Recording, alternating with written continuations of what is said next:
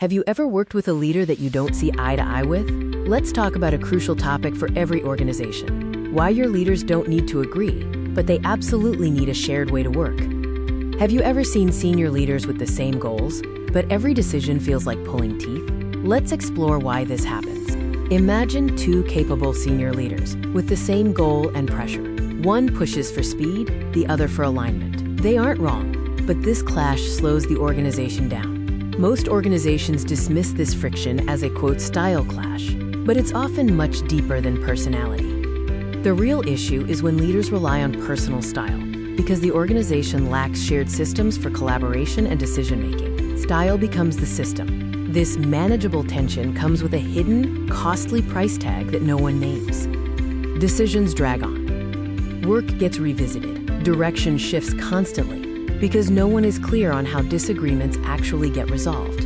Organizations slow down not because people disagree, but because the process is unknown. This is where the real drag shows up. Teams stop focusing on execution and instead spend energy decoding leadership. Which version should we follow? The organization becomes an expensive translation layer. Over time, the structural gap feels personal. Frustration builds quietly, trust erodes, and feedback becomes filtered. It starts to feel like a capability issue, not a design issue. On paper, the leadership team is aligned, but in reality, the organization experiences mixed signals and inconsistent execution. The alignment is just a performance. The problem is not disagreement. Strong leadership teams need different perspectives. The problem is lacking a shared way to move forward. Disagreement fosters better decisions, but those different perspectives must have a shared, defined process for moving forward. Alignment doesn't mean everyone thinks the same. It means everyone operates the same way when critical processes are involved. A shared way of working isn't about forcing agreement. It's about defining how work happens when the path isn't obvious.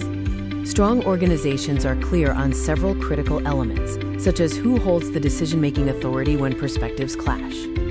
Leaders must also agree on how trade-offs, like sacrificing speed for alignment or risk for progress, are formally handled within the system. Without these defined systems, leaders don't collaborate effectively. Instead, they end up competing, quietly and costly. To wrap up, let's redefine how we view leadership friction and trust. Remember, most leadership friction isn't about capability or personality. It's fundamentally about design. If you want faster movement and better alignment, start with how work gets done. Leadership scales through shared systems, not just more conversations.